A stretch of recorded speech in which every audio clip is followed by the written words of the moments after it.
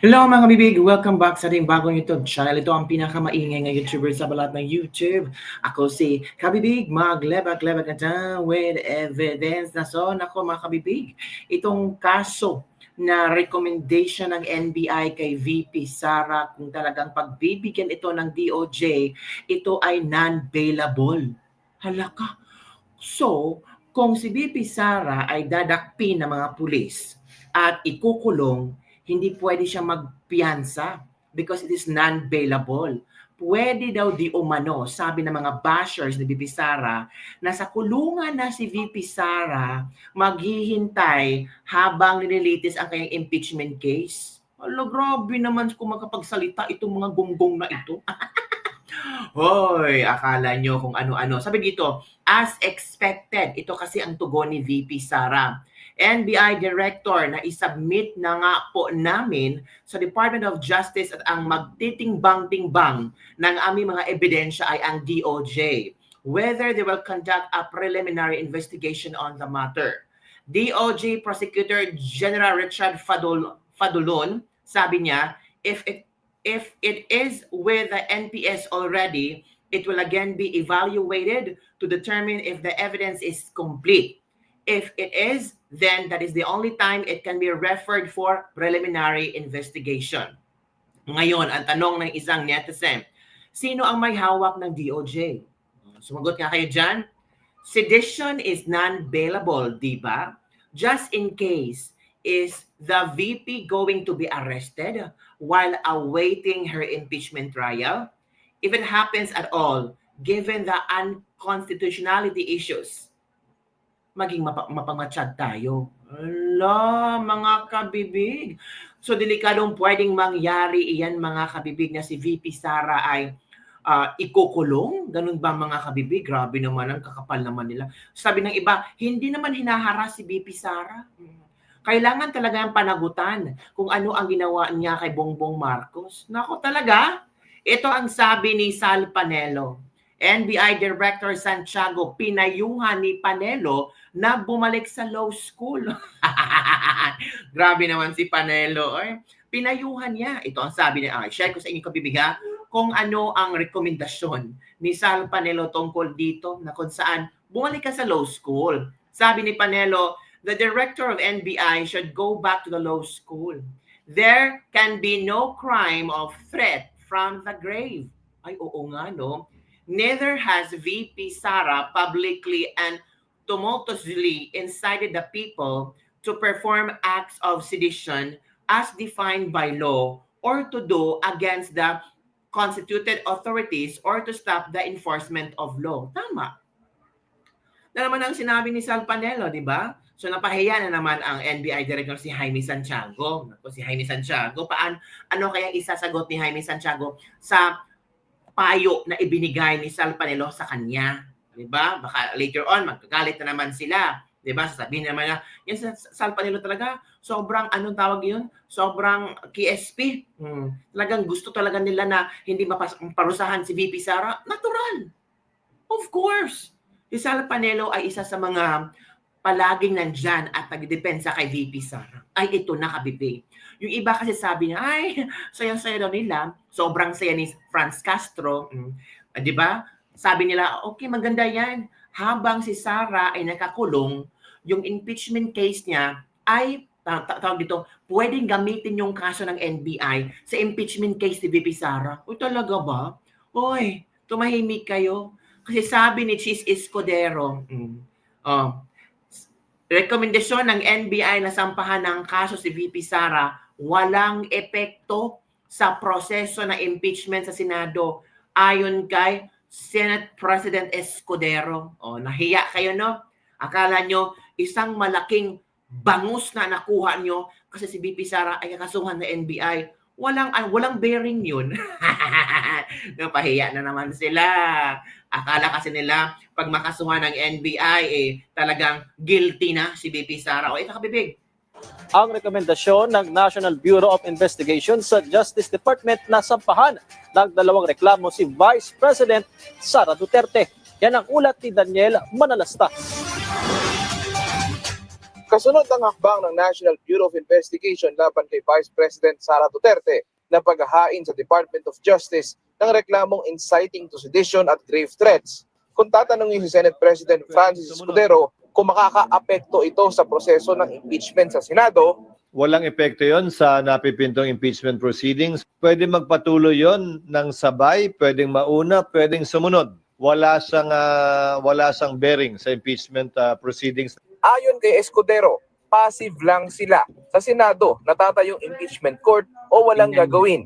Hindi raw ito parang investigasyon ng Senado na mag-i-issue ng subpoena para sa mga ebidensya o testigo. Trabaho raw ito ng prosekusyon at depensa. Kung sakasakali na hilingin yan sa korte o sa NBI, at trabaho din nilang ipresenta yan. Nasa kabilang panig ang tutulan yan at sa parte ng Senado na trabaho naman namin ay magdesisyon o magpasyak. Aminado naman si Senate Majority Leader Francis Tolentino na nakakasagabal talaga ang usapin ng impeachment sa dami na ng problema ang kinahaharap ng bansa. Tama ka, Alam mo, Tolentino. yung impeachment ngayon, talaga nakaka-distract ito. Ha? Correct. Ang daming pwedeng pag-usapan. Correct. Ang dami natin problema. Yung siling labuyo, 500 pesos. Ito pa yung problema natin, di ba? Tapos ngayon, tumaas pa ata ang presyo ng kuryente, Meralco. Di ba? Dito pa rin tayo sa, ang dami nating Correct. problema dapat kaharapin. Pero may punto naman daw ang ilang legal opinion na kung saan naniniwala ang ilang eksperto na kung anong kongreso ang nagsimula ng impeachment ay siya ring dapat tumapos.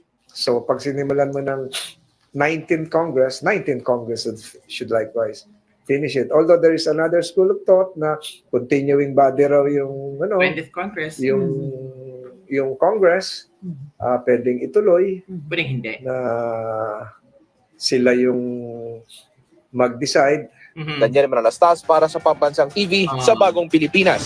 There you go, mga kabibig. Kaya nga parang sabi nila, ang saya-saya ni Franz Castro ngayon. Bakit? Sabi ni Franz Castro, dapat managot.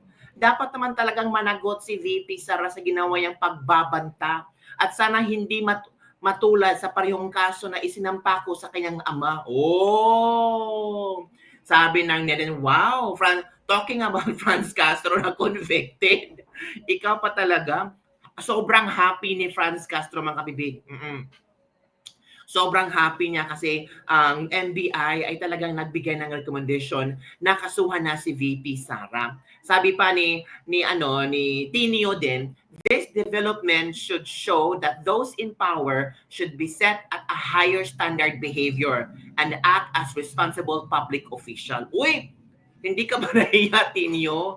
Si Franz Castro nga, convicted, tapos ito ang sasabihin mo na dapat responsible public official at dapat standard of behavior. Sabihin mo kaya yan sa harap-harapan ni Franz Castro, baka masampal ka. Both Castro and Tinio called for immediate commencement of impeachment proceedings against VP Sara Duterte, which should be priority. Hindi priority naman nila ngayon, di pa? Aside from these charges, sabi ni Castro, what we and the people are waiting for it is the start of the impeachment trial. Wow! Tingnan niyo. Excited si Castro kasi convicted siya.